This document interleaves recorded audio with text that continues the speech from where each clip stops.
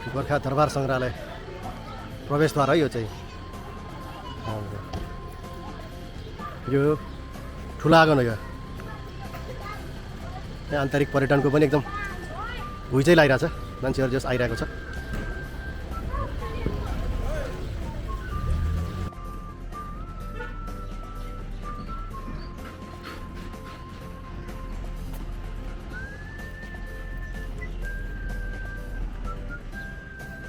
अहिले हामी गोर्खा सङ्ग्रहालयमा प्रवेश गरियो। टिकट शुल्क चाहिँ जम्मा 25 रुपियाँ रहेछ प्रति व्यक्ति। यो सङ्ग्रहालयको बारेमा भन्दाखेरि चाहिँ पहिला हामीले यसलाई के भन्थ्यौँ भन्दा तल्लो दरबार भनेर हामी भन्थ्यौँ। अब अहिले चाहिँ सङ्ग्रहालय भनेर भन्नु पऱ्यो, किनकि अहिले यहाँ अब पुराना होइन पुरातात्विक सामानहरू प्रदर्शनीमा राखिएको छ। त्यस कारणले अहिले यो चाहिँ गोर्खा सङ्ग्रहालयको नामले परिचित भएको छ है त। यति कुरा चाहिँ हामीले बुझ्नुपर्छ। यति भन्दा त्यो माथि हाम्रो डाँडामा देखिरहेको छ जुन चाहिँ यो चाहिँ गोर्खा दरबार हो। हेर्नुहोस्, त्यसलाई चाहिँ माथिल्लो दरबार भन्थ्यो, त्यही भएर यहाँ त्यहाँ माथिबाट यहाँ तल देखिने भएको भएर यहाँ तल्लो दरबार भनिन्थ्यो क्या। कुरा चाहिँ यति नै होला। हेर्नुहोस्, यो जङ्गल वरिपरि धेरै ठुलै ठाउँ छ यहाँ पनि।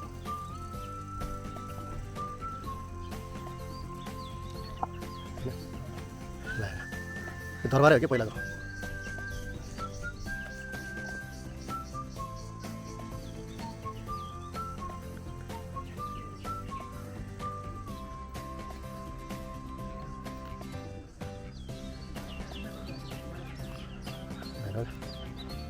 यहाँ त धेरै कुराहरू प्रदर्शनीमा छन्। यहाँ के रहेछ भन्ने कुरा हेरौँ। चल यहाँ तोप पनि राखेको छ। तर अब यहाँ भित्र जाउँ त हेरौँ। ल रणबहादुर शाहको पालाको तोप हो यो। यहाँ लेखिरहेको छ यो तोप चाहिँ यहाँ चाहिँ तोप यहाँ छ। अलिक पछि खिचौँ ल।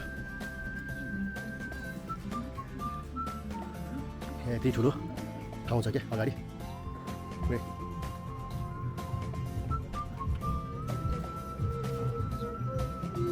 हेर भाइ गजब छ यो।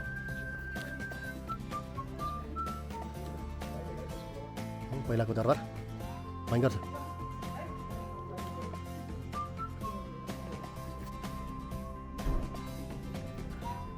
तल्लो दरबारको संक्षिप्त परिचय के थियो भनेर पहिला यसरी भर्याङ छ कि काठै काठको हो यो त पुरा। यो हल्ला गर्न चाहिँ मनाइ छ, शान्त रहनुहोस्।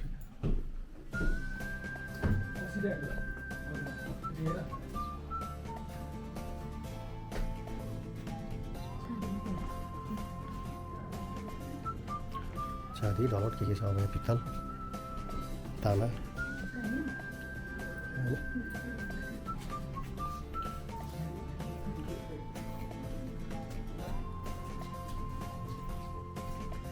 आज तपाईँहरूलाई गोर्खा म्युजियम घुमाउँदैछु है मैले।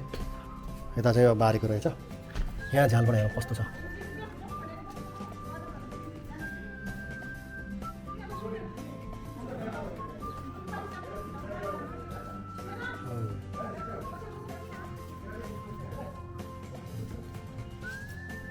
यसलाई चाहिँ तामदानी भन्दो रहेछ। ल छुन चाहिँ पाइएन। तामदानी भने पहिला पहिला बिहा गर्दाखेरि दुला लिएर जाने, फेरि दुलै पनि यसैमा बोकेर ल्याउने गर्थ्यो। दुलै पनि यसैमा बोकेर आउने भन्ने जातिको वेशभूषा यता। अब यहाँ वेशभूषा सबैको छ। नेवार, अब छेत्री, तामाङ, गुरुङ र जनजातिहरूको वेशभूषा चाहिँ यहाँ देख्न पाइन्छ मजासँग। जात जाति जनजातिहरू सबै।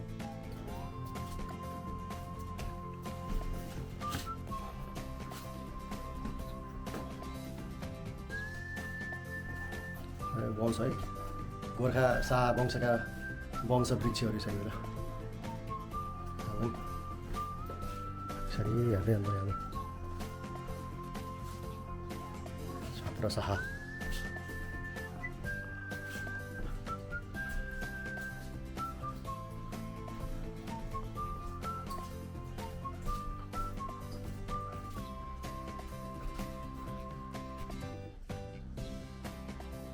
यो माथि दरबार जाने बाटोमा थियो कि यो शालिग पहिला पहिला हामी बच्चा हुँदाखेरि त्यहाँ जान्थ्यौँ यस शालिगमा फोटो खिच्थ्यौँ तर अहिले यो शालिगको के छ स्थिति भन्ने अलिकति थाहा छैन पहिला चाहिँ एकचोटि तोडफोड भएर शालिग बिगारी पनि सकेको थियो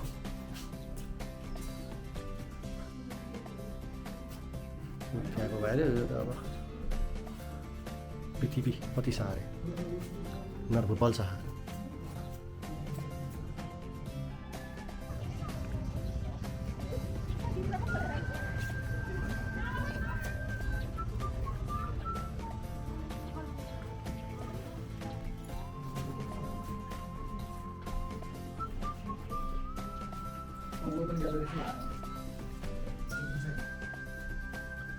ठुलै रहेछ बुढी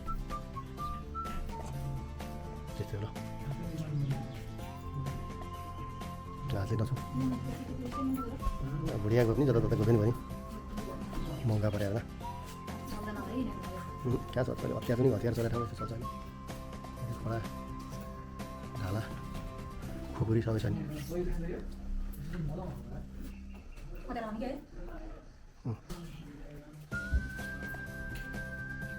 होला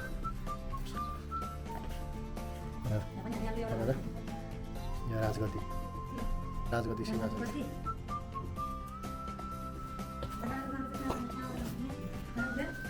शिलालेखहरू पनि रहेछ नि शिलालेख पुरानो पहिलाको लेख्ने तरिकाहरू हस्त लेखिदियो ग्रन्थहरू पढ्न त गाह्रै थियो के हो होइन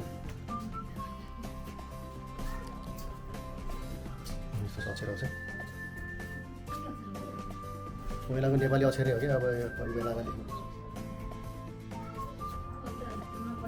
देखाउनु खोजेको ए हुँदैन सकिँदैन ढली ढ्याङ्ग्रो मृदुङ्गा यस्तो हुन्छ झिसाउला नि अब त्यहाँबाट तलबाट फोटो खिच्न चाहिँ मजा आउँथ्यो अब हामी सङ्ग्रहालयको अन्तिम चरणमा छौँ होइन यहाँ चाहिँ खासै त्यस्तो भन्दा पनि अब यहाँ यस्तो चिज रहेछ कि यहाँ चाहिँ अलिकति यो धनुष काँड बाँडा लिएर चाहिँ नि शिकार गर्न लाग्छ देखिरहेको छ यहाँ माटोको भाँडा बनाउँदैछ है आरन यो त लाखेको फोटो हो कि लाखेको चाहिँ लाउने लुगा ल अब हामी अन्तिम छेडमा आइसक्यौँ है अब हामी सक्यो अब आज यहाँ म्युजियम घुमेर सक्यो गोर्खा म्युजियम यही हो हेर्नु त विभिन्न थरीका बाजाहरू छ आउँछ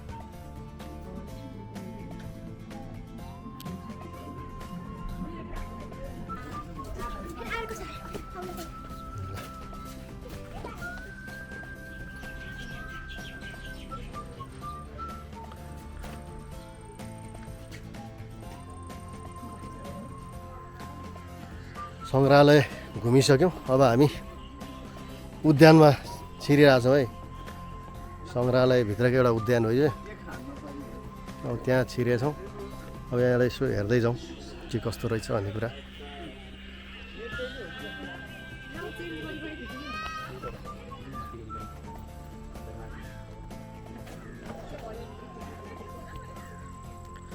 हरियाली उद्यान छ यता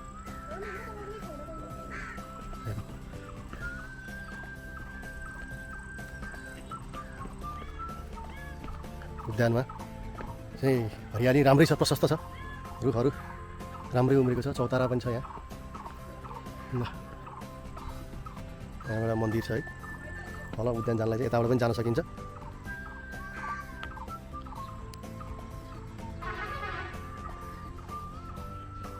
उद्यान चाहिँ निकै सुन्दर छ है,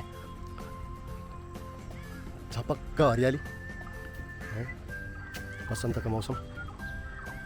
यहाँबाट तल बजार पनि देख्न सकिन्छ है, बजारहरू।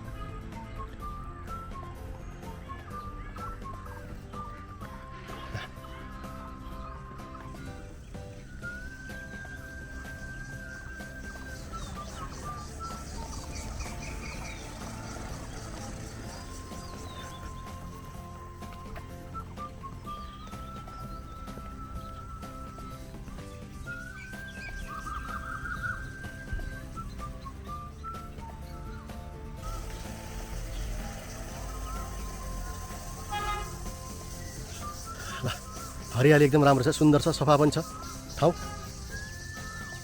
गोर्खा सङ्ग्रहालयभित्र रहेको यो उद्यान।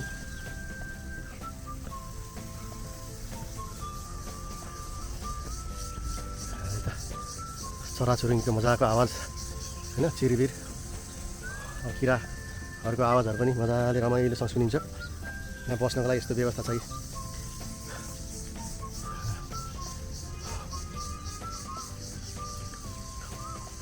अब यहाँ पानीको फोहरा चाहिँ सायद यो के राति मात्रै हुने होला, अहिले हामी दिउँसै छौँ। दिउँसो भए पनि पानीको फोहरा हानेको छैन है, नत्र रङ्गीचङ्गी पानीको फुर्र फोहरा कति राम्रो सुन्दर देखिन्थ्यो है त्यसरी हेर्दाखेरि साँझमा चाहिँ।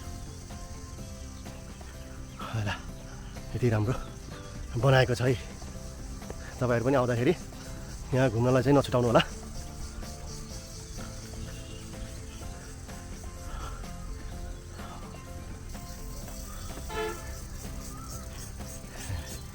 पृथ्वीनारायण शाहको मूर्ति र त्यो सँगसँगै पछाडि नै गोर्खा दरबारको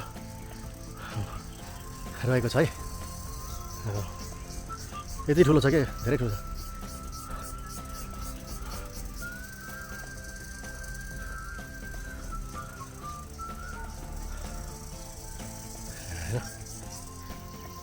श्रीपाज बडा महाराज धिराज नेपाल एकीकरणका सूत्रधार